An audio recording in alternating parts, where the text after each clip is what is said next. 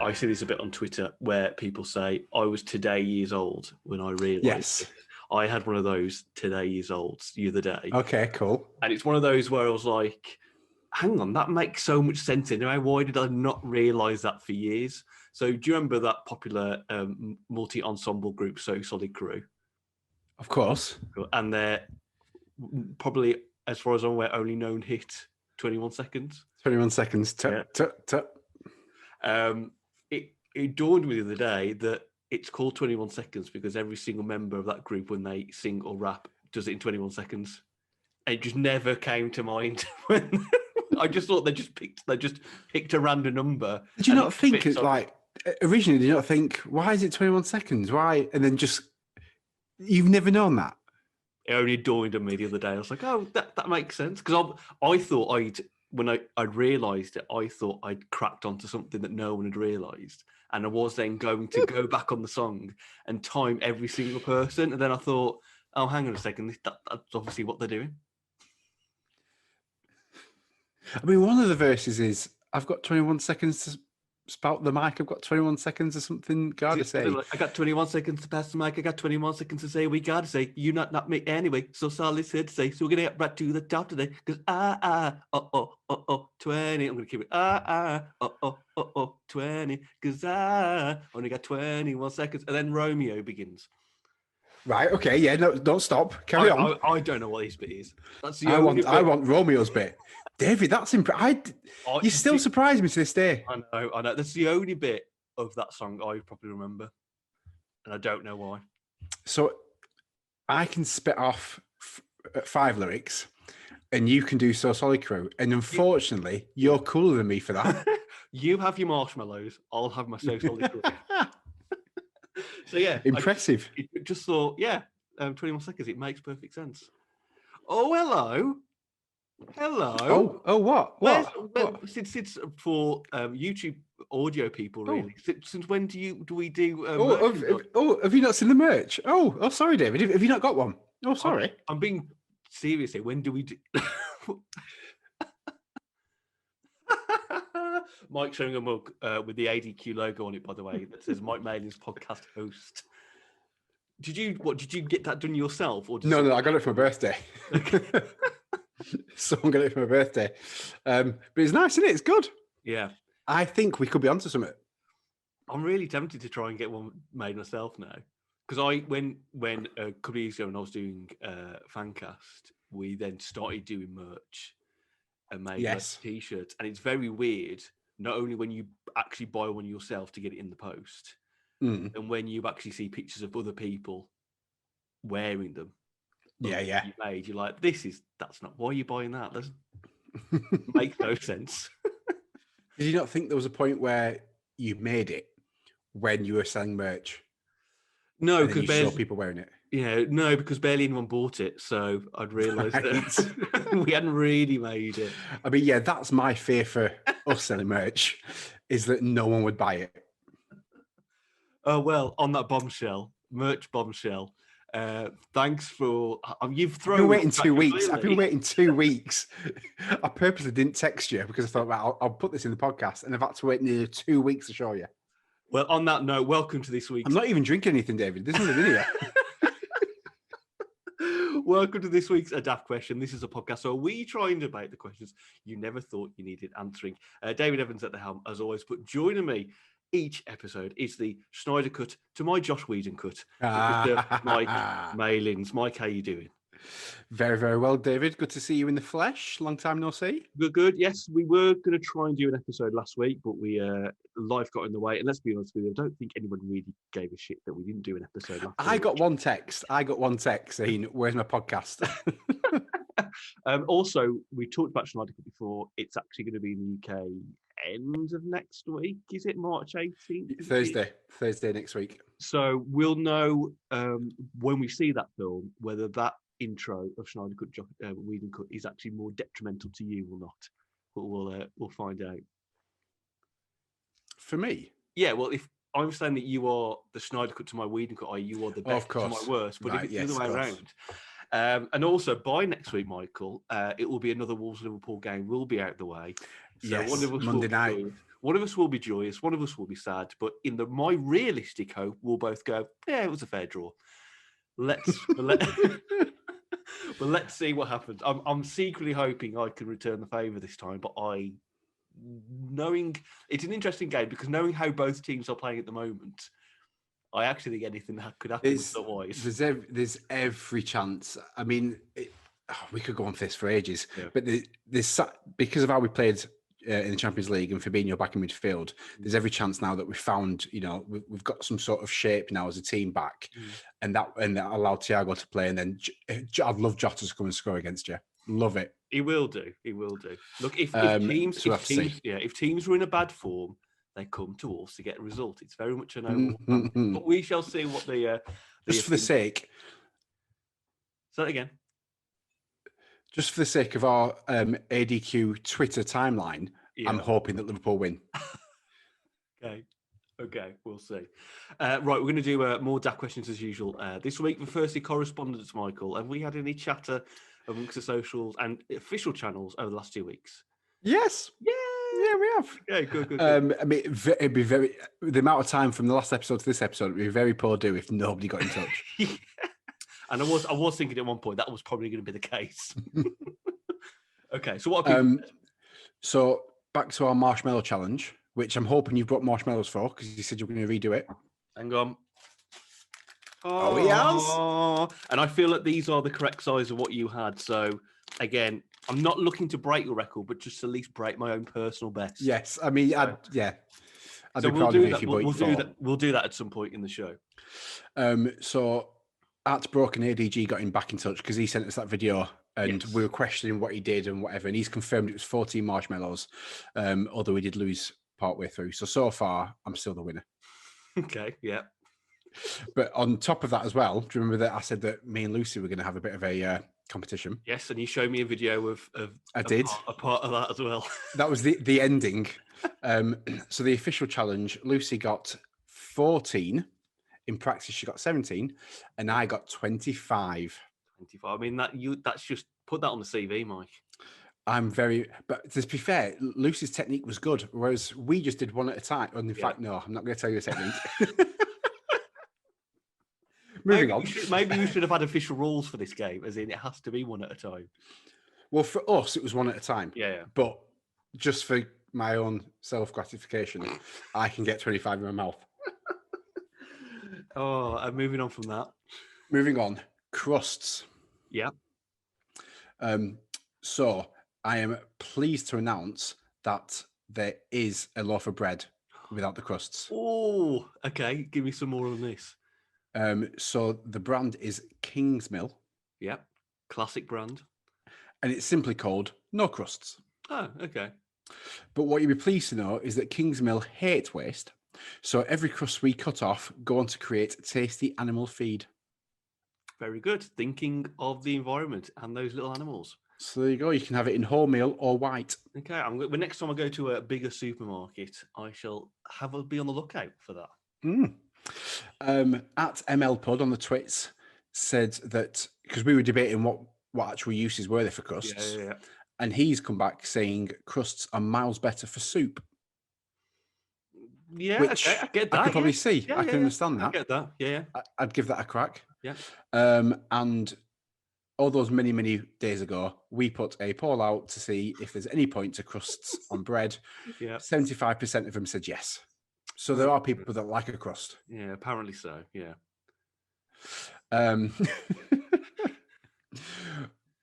We also have an update on the spice rack from @RichardHobbs6. Oh yes, we were debating this, weren't we? About which way around we go with the alphabetical. Yep, and where would you put curry? Mild curry, sorry.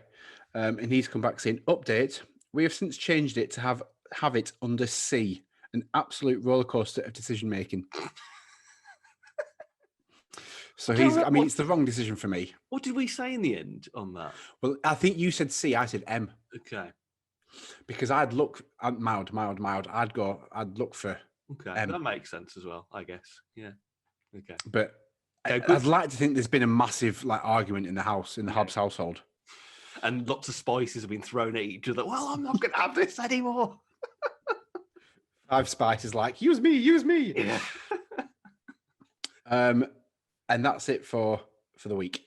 Okay, lovely. Thanks for correspondence. Oh, I know as well because he sent a message about it. My good friend Matt Hobbs did send an email, and he sent in that email a YouTube video of the new season of Thomas the Tank Engine. Yes, right. Yeah, I'm confused about this. Is it the new season, or is it some fan-made? No, so introduction? I think it is. Yeah, I think it is actually the animation for the new series of Thomas, which I saw, and like everybody else, and like Matt when he sent it to me, I was like, "What the hell is this? This is Thomas. This is cartoony, Cartoon Network slapstick stuff."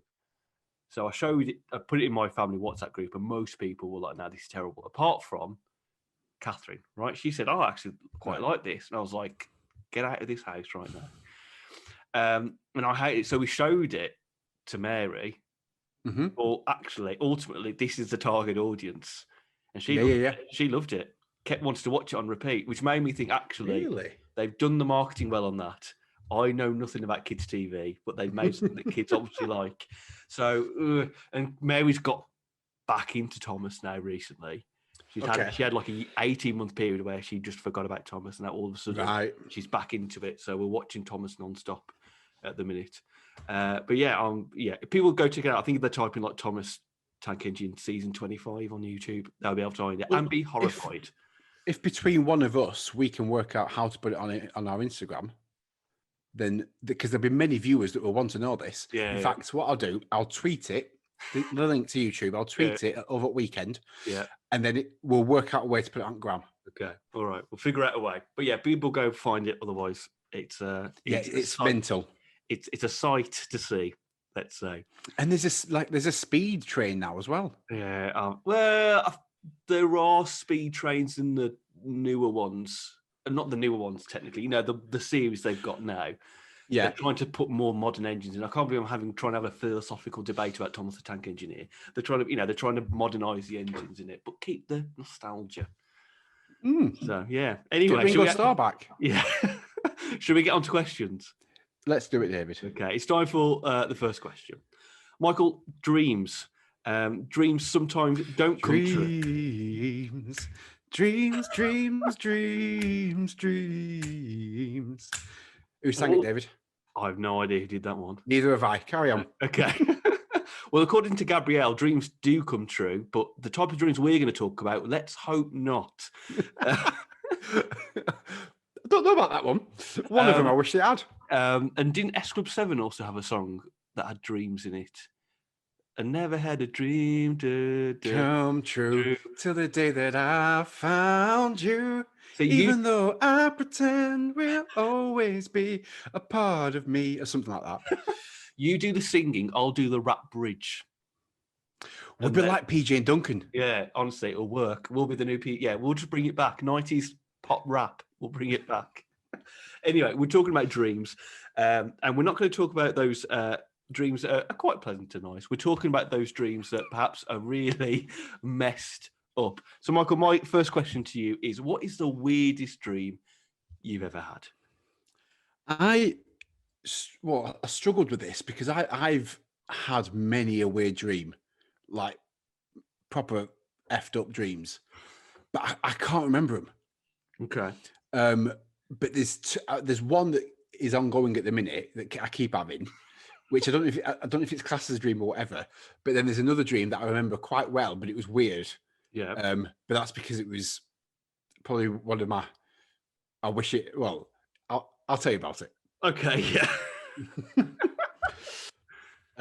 So the weird one that I can remember is I was working at Game, and you remember. Yeah. When at uni, and also when I left uni, I was working at Game, and both of my bosses of both stores, John and Mark, if they're listening, they were the manager, and then they said, "Oh, we've got a new manager." I was like, "All right, okay."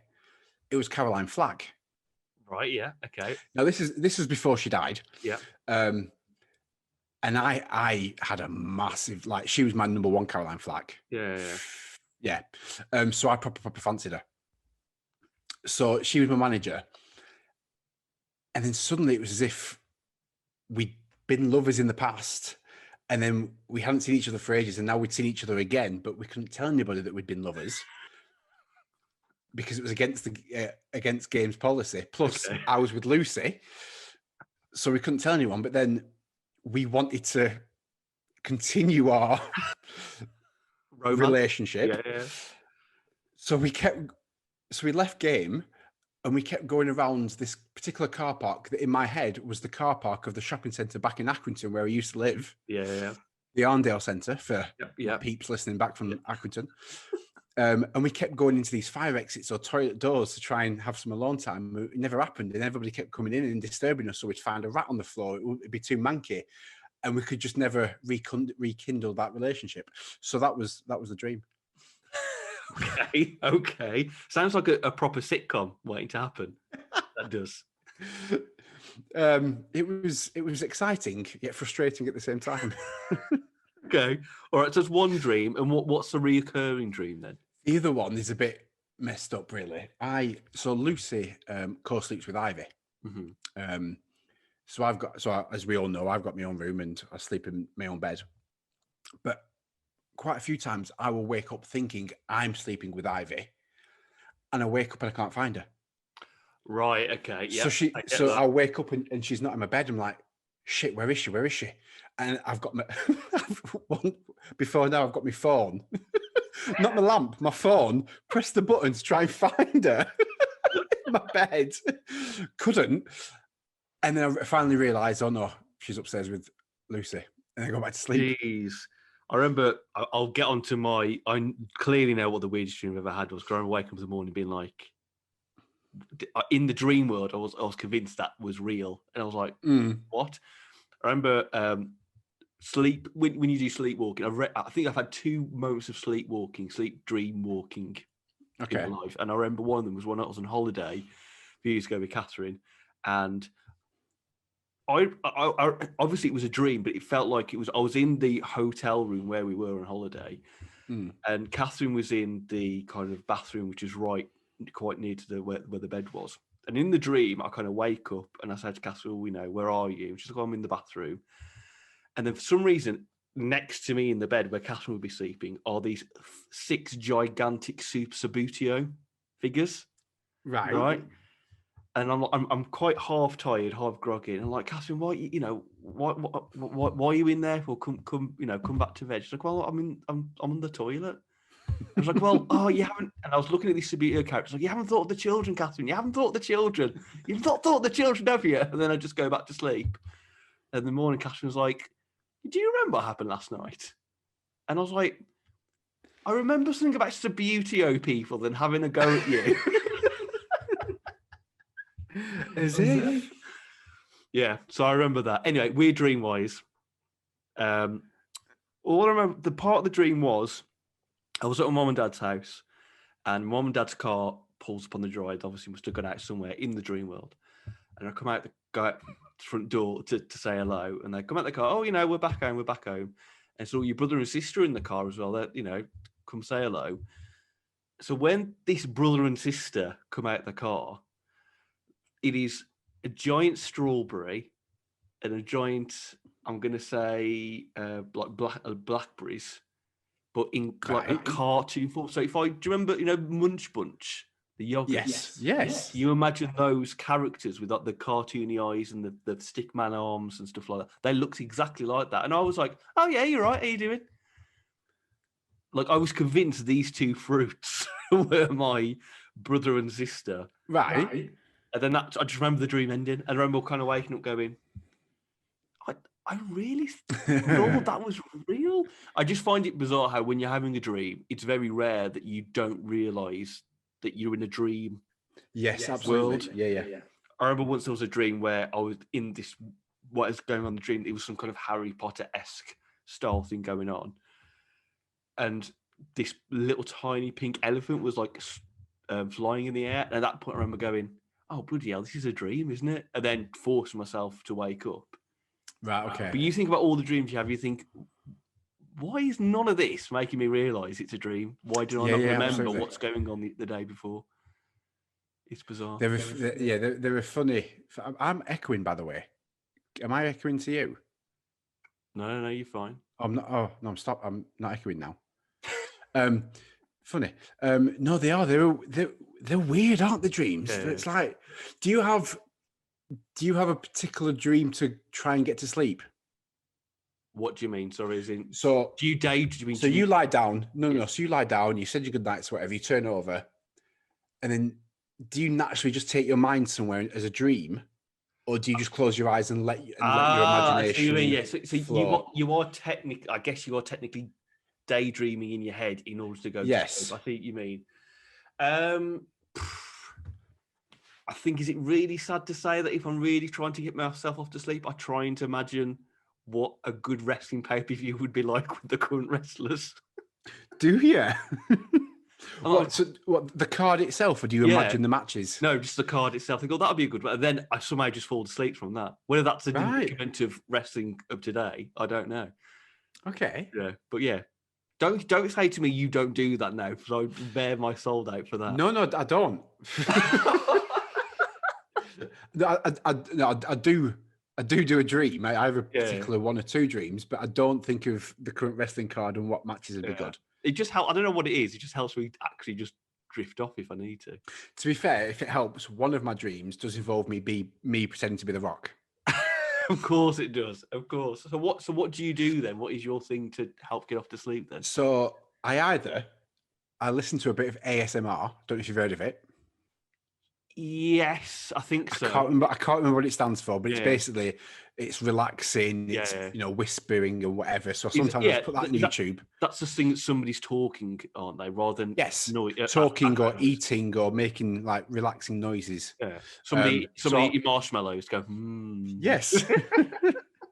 So I'll sometimes do that because I find it quite relaxing. If not, then there's two particular dreams. One, in my previous place of work, after the reception bit, there's the door that leads to the ring and the arena, and I pretend I'm The Rock. Okay, so I come through, and it's the Royal Rumble or whatever, and I won the Rumble, and I face Triple H at WrestleMania. And because I've beaten him and taken the belt, the Authority have then dismantled. Right, it's the whole process. Yeah.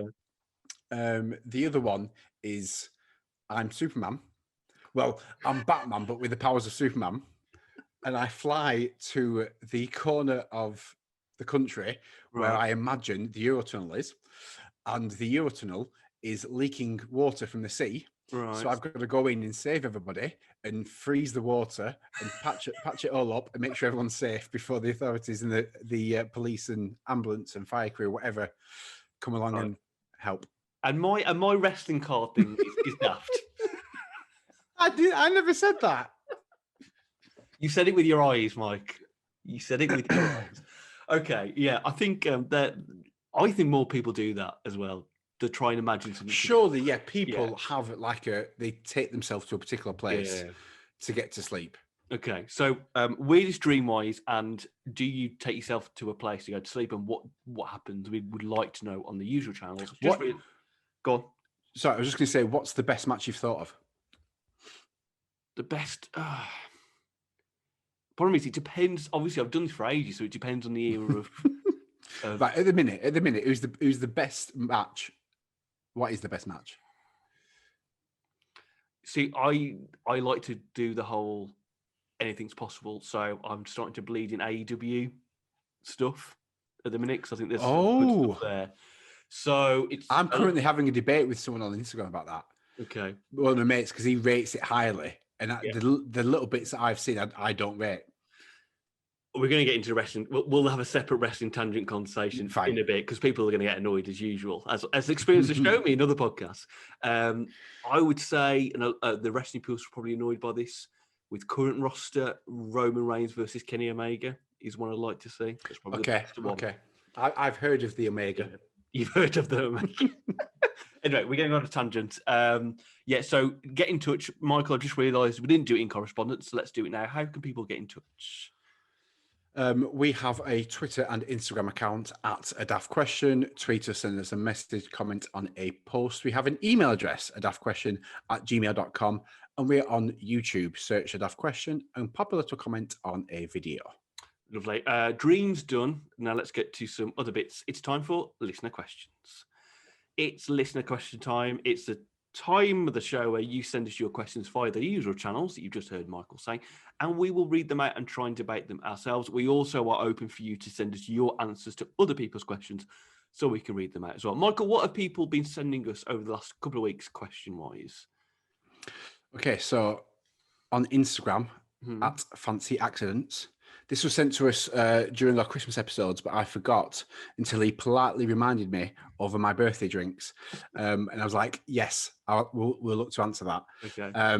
So on the 9th of December, he asked, on the McVitie's chocolate digestive biscuit, is the chocolate on the bottom or the top? Oh, I would say it's on the top for me. What would you say? Wrong, sir. Is that wrong for your opinion, or because it's been proven it's wrong? My opinion initially was it's on the bottom. Yeah. Because if you think about it, a McVitie's biscuit, yeah, the McVitie's logo is on the top. Yeah.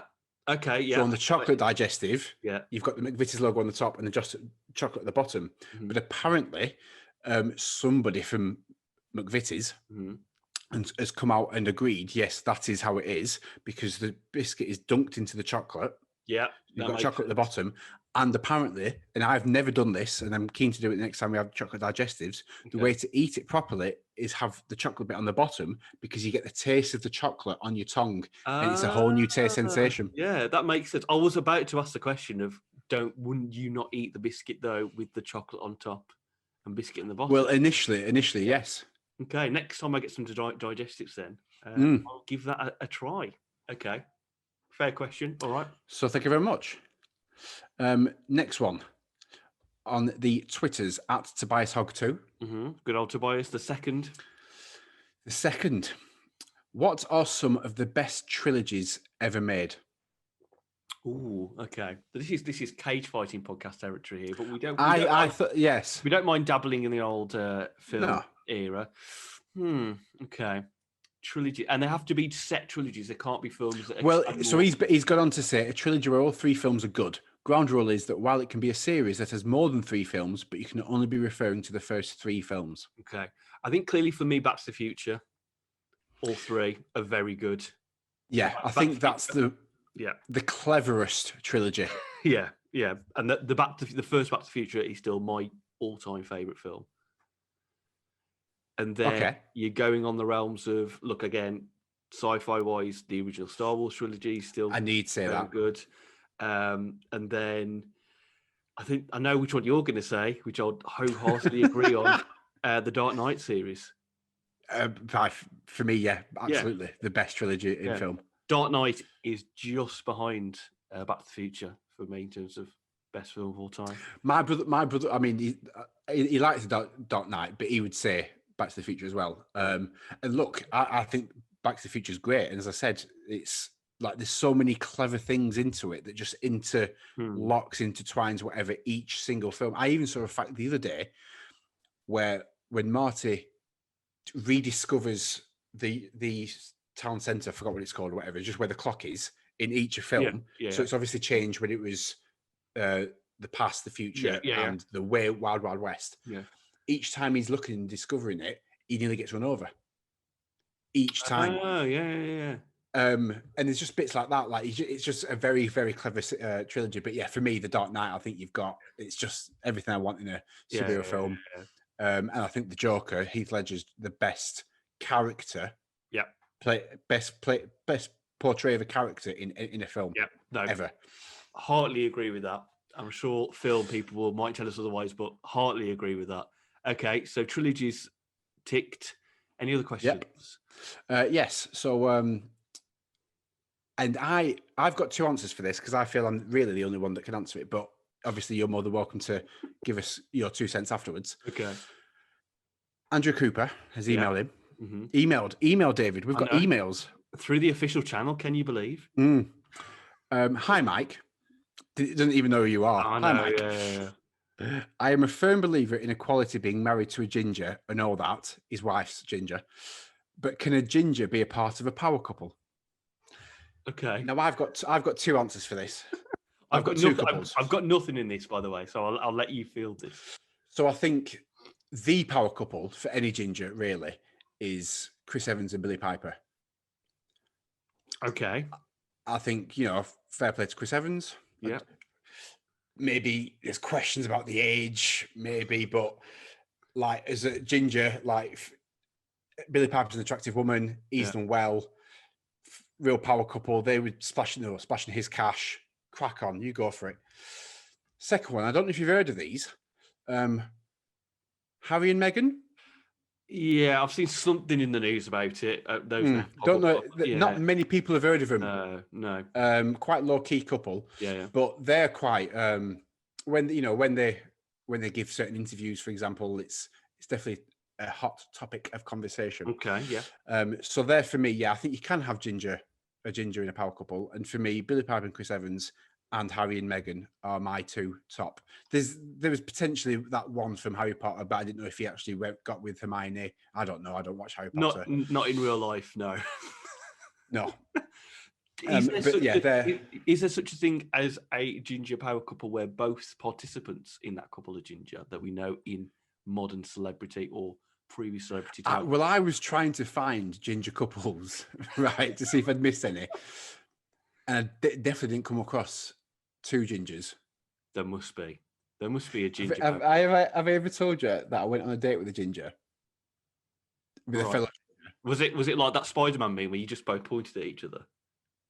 No. No. Yeah, it was years ago. And we went on a date. We went to the cinema.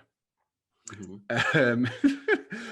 But because she was a ginger as well as I was, mm-hmm. I purposely wore a cap. Oh. So I was early 20s, I think. Purposely, so nobody looked at us going, "Oh, think of the children." I was that naive at the time. Yeah, so I purposely wore a cap. Yeah. And I didn't have this luscious ginger beard. Yeah. Just so to avoid that sort of pointing and staring. You need to embrace it, Mike. Embrace the ginger. I do now. But I mean, back in the day, I used to dye it all different colours. I remember when we first met at uni and you had it as blonde, bleach blonde. I did. Yeah. Yeah. And then I was black, brown. Yeah. Did you have those black ones? I don't remember. Yeah.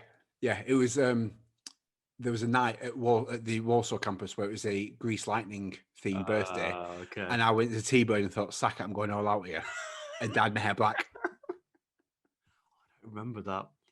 And brown. I remember having brown hair for James's 21st. Yeah. Okay. Good times. The many hair colours of Mike. Then very good times. Reverted back to your ginger roots. Yeah. Okay. Power couples tick. Anything else on the listener question front?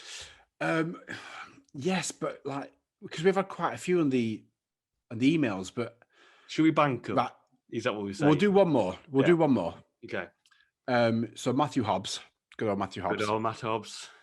Emailed in saying, given, and this might tie into the next challenge that you need to do, given that the Olympic Games have been rescheduled for this year, what event, brackets, sporting or otherwise, would you like to add to the Games? P.S. Any answer that involves the word wrestling is the wrong answer. The problem is I saw this and I couldn't think of anything else but a wrestling gimmick. Okay. So to appease the wrestling people out there, I think I know you don't. I know you say you don't watch it as much, but in WWE's other show NXT, they have a concept called War Games. Yep. Do you know what that is? The two steel cages. Yeah, so it's two rings in a steel cage, and basically there's two teams of, or there can be one team or two teams of how many people, and they go into the ring one by one, and they get about 2 or 3 minutes between each person going on. It's like an extended Royal Rumble, if that makes sense. And the idea is you can't then, the match doesn't actually officially begin until all participants are in the two rings. So no one can be pinned or submitted until everybody is in there, and then it can be all carnage. I think that could work in the Olympics. Just get some sumo wrestlers in there. Also with the sumos. Yeah, let them beat each other up for an extended period of time firstly, and then go, right, now you can actually officially have the match. Okay. See what happens. I think proven the amount that you've been able to put in your mouth, Mike, I think marshmallows would be a good one as well. I think that's the only way I can go forward, I think, with this. How would you... with my proven track record. How would you train for that? Because you get a 4-year period between Olympics to train, and a lot of people train so intensely for 4 years, and they might get to the Olympics and get knocked out in the first round. If like heats in the runs, they might get to the final and not get in the top 3. And you've worked 4 years for all that, and you get nothing. So how would you, as a professional athlete, marshmallow stuffer, how would you train for that for 4 years? I think you need to work on your technique. Yeah. So as I said, I did one for us and one way for me and Lucy. But then there must be other techniques that you can try. I'd also do a lot of mouth exercises. Yeah. Just stretch that mouth, blow the cheeks. Yeah. Try and get those muscles as wide as possible. Yeah. And just keep stuff in your face. Yeah. And I suppose just trying to work out like different places to put your marshmallow. Would you go as far, if you were like really super into it, would you go as far as actually removing teeth out of your mouth so you've got more room, more soft tissue for the marshmallow to be crammed into? I've already got one missing. What's another one going to hurt? I don't know if I'd...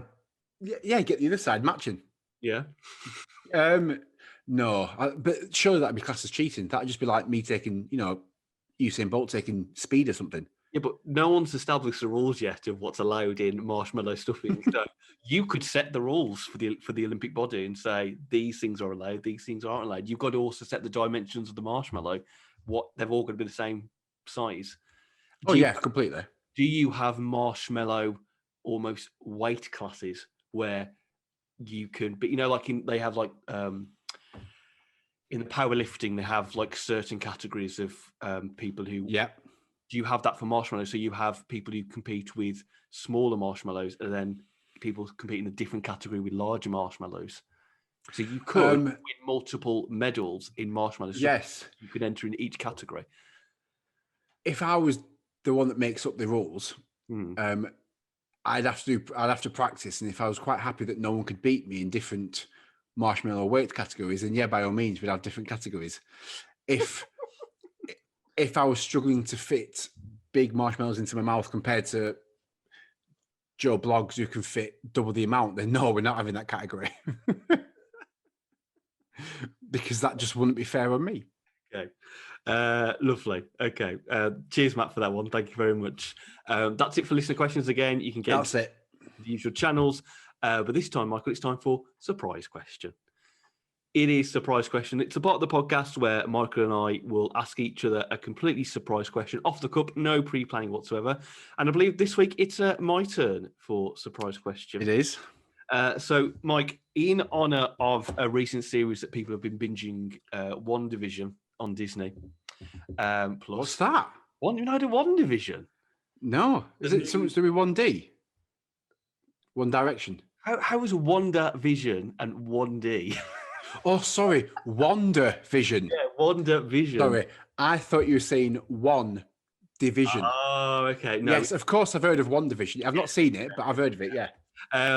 Based on that concept, Michael, if you could have your life as a TV sitcom, but it had to be based on the format of an already established TV sitcom, what would that be? Oh, Saved by the Bell, and I'd be Zach. Every day of the week. You'd still be Mike. It would be based on your life, but the concept you're saying would be all how Saved by the Bell is done. Right, okay. So I couldn't be a particular character. I'd have to... Right, okay. You've got to embody the format and the style of that sitcom for your life. So, Lucy would be in it, your mom, and sorry, I apologise. I've forgotten his name. Who? I was going to say Trevor for some reason. My brother. No, your stepdad. Oh, Graham. Graham, that's it. Sorry, yeah, your brother would be in it. Lee would be in it. So all these people would be in it, but it would have to be based on the format of a sitcom that's already now or before. Okay then. Who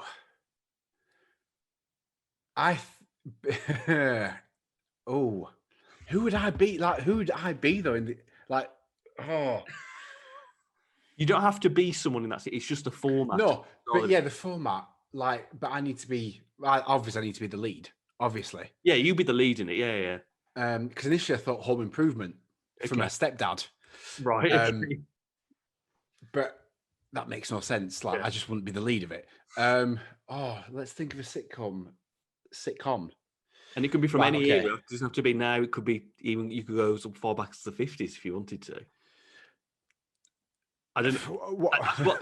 That's what One Division does. They go through different decades and maps. What 50s sitcom do they do? I don't know. I don't know what the 50s. The 60s one is based on Bewitched, if you remember. Oh right, yeah. Because there was that shit movie that followed it. Yeah. With Will Ferrell. Yeah. Oh my word! What? I mean, the only one that comes to my mind is Friends, but that's just such a basic answer. How about Fresh Prince? Would Fresh Prince work? You wouldn't have a butler, but maybe because I've moved from Accrington to the posher ends of Didsbury, outside of Manchester. Yeah, maybe it would. Yeah, good shout. Let's go with Fresh Prince. I mean, what is it? What is the? I've gone from. Yeah. What's the town that you live in technically? What's the village or town that you live in now? Didsbury, is it? It's called Didsbury, yeah. So it's very middle class. Yeah. So the Fresh Prince of Didsbury. Yeah, Fresh Prince of, yeah. In fact, as a running joke for a few years now, Lucy and her mate have called me the Prince of Didsbury. Yeah, let's go for that. Yeah, we've got no butler, but yeah, in big old Accrington, born and raised. In the playground is where I spent most of my days. I don't know, but yeah, I've gone from like your proper working class Aki to let's go outside and have a G&T. Didsbury. Fresh Prince. Okay, the Fresh Prince of Didsbury. There we go. Yes. Okay. Surprise good question, mate. Good question. Thank you. Surprise question done. We're going to get on to the last question of the podcast. Michael, Coco Pops. What a wonderful breakfast treat it is when you're a kid. But we touched on this, I think, on the first episode about. I think we have done, yeah. Coco Pops as a starter at a wedding. But my question to you, Michael, is there an appropriate age that you should stop eating things like Coco Pops? No. No. I wouldn't say, full agreement. And I wouldn't say it's an age. It's when, if unfortunately you might get to a point in your life where you're shaking and you can't control the shakes. Yeah. Then I would not suggest Coco Pops. Okay, yeah. Okay. I wouldn't suggest any sort of liquid-based meal. Yeah. With a spoon. Yeah. But until that moment, then I think Coco Pops is a great meal, whether it's a starter, snack, breakfast. I tell you what, in an evening when you're tired, I've put the kids to bed, go downstairs to kind of relax, and if you want that kind of sugary snack just to keep you going, bowl of Coco Pops with blue milk, proper full fat milk. Okay, then, yep, lovely, absolutely lovely. Have you got Coco Pops in the house then? I haven't got any Coco Pops in the house. I was going through a phase where, and just because I haven't been to the shop for ages, where I just get Aldi's version, which is like chocolate. Right, okay. Still just as good. And again, bowl that. Yeah, of course it is. Love it. And I understand the concept of chocolate at breakfast probably isn't the best thing, but then the French gave us the pain au chocolat. I think it's the French, those chocolate twists, the pastry with the chocolate. Yep. So if they say it's acceptable, then why can't I have Pops? And to be fair, first thing in the morning, and then I mean, tell me if I'm wrong, but surely it would be better to have chocolate or sugary kind of breakfast in the morning. Then you've got all that day to burn it off. Then, and you're like, yeah, let's do everything. And then by 2 o'clock, and go to sleep or whatever the timings are. Sack off this, yogurt and fruit malarkey. No, that's making me stressed. We don't really do cereal. We never have done unless we go, like, if we went to Centre Parks or whatever, we'd get the small packs. Yeah. But I did, in my last few months at my old job, I did buy some Coco Pops, and then I'd have some in the morning as I start work, it was definitely Coco Pops. So I weren't going for anything else. It's like, right, I want Coco Pops. And again, and I don't know these days how it would work, but if you went to a hotel and you had them little containers and you do the spinny thing and the Coco Pops came out, that'd be my go-to breakfast. Yep. I just don't. Yeah, I don't see why you wouldn't go for it. Coco Pops, fantastic. Well, I don't understand people that don't like Coco Pops. No. Unless you don't like chocolate, then fine. Yeah. And I suppose there's probably, if it's chocolate, then there might be like a vegan side to it. Fine, get that. But if you like your chocolate, then why would you not enjoy Coco Pops? And you're adding milk to the combination, which milk does well with a lot of things. Yeah, and then you've got a chocolate milkshake at the end of it. Boom. Oh yeah. Are you a like no? The ball up and I'm still a spoon. I'm still a spoon. I'm still posh in that way. Even on if you're on your own. Yeah, because I just kind of forget. Really? Yeah. So if you're on your own and there's no one there, you would still do the spoon. You would still get the rest of the milk with your spoon. I think I'm so ingrained to do it that it just wouldn't be a thing in my head to just go for it. Really? Maybe next time. I really want a bowl of Coco Pops now. I might say to Catherine on the way home, can you get some Coco Pops for once? A bit away from the kids, because I'll just have of course. Yeah. I'm sure you put it in that cupboard that you hide all the other snacks. Yeah. But yeah, I'd be interested to know what other people's thoughts are of the Coco Pop debate. Did you have an age when you stopped it, or are you like us and you will continuously have them until the day you die? Or have the shakes.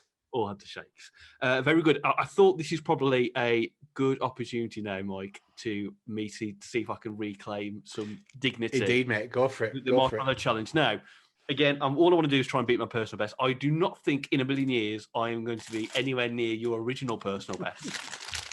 Have you practiced? I've not practiced at all. Okay, I got these from the shop this afternoon when I had to get a couple of bits. So I'm just going to show these to camera here just for the YouTube people. There we go. Those seem like the size that you've had before, which worries me that I still think I'm going to get to 4 again. So please just beat 4. If I beat 4, I'm happy. Don't matter what it is after that. Mike, if I get to near 12, I'm interested if Michael starts getting the sweats. Well, I mean, I've done 25. Yeah, I'm not getting anywhere near that. But ADQ. Yeah. If you hit 16, then fair play. What I should have really done is researched if there was some kind of dissolvable marshmallows and tricked you. So I started putting them in my mouth, and then when I get to like 30, you're like, no. Okay. And you just keep popping them into your mouth. And it's like, David, it's 10 o'clock at night. Just quit while you're ahead, mate. Open another bag. Well, I'm on the second. Right, Mike, I'm going to begin then. You will need to be the counter for the audio. Cool. Oh, here we go then. Still need to stretch those mouth muscles. Teeth and the lips. The camera froze for me, right? And you look like a monkey. You're just like... Beautiful. New York, the arsonist was denied a bank loan. Okay, here we go. Number 1 coming up. Here we go. 1. Okay. I'm worried. Yeah, see, I'm looking at you now thinking you're only going to do 4. 2. Come on, 5. People. We're on it. 3. We might do 5. 4. How are you feeling now? Is it pretty comfortable? No, it's not comfortable. 5. He's done it. I can see it's poking 6. They're poking out. I can see them poking out. You're going to struggle. You're struggling. 7. He's on to 7. Oh, look at you. You're debating whether you can do it. Will he? Can he? 8. Mm-mm-mm-mm. He stopped. He stopped at 8. He stopped. Mm. Yeah, totally. Yeah, Liverpool will beat you at the weekend. Well done, David. You've done 8 successfully. 8. At least I've beat my previous record. I'm proud. I can sleep well at night now. Okay, now. I double up the tally before, so I'll put it on my Well secret. done. I'll put it on my Yeah. secret 8. Fantastic. Okay. Oh, those a nice aftertaste of that. Anyway. They are, aren't they? Right, that's it for this week. Thank you very much for listening, everybody. Michael, just to remind people, if you've got any daft questions or their own marshmallow challenge numbers, how they got up to, how do people get in touch? They can contact us on Instagram or Twitter at a daft question. Send us an email at daftquestion@gmail.com or YouTube. Search a daft question. Pop a little comment on a video. Lovely. Thank you very much, everybody, for listening. We'll be back again next week with more daft questions. But for this week, it's bye from Mike. And it's bye from David. Bye from me. See you next time.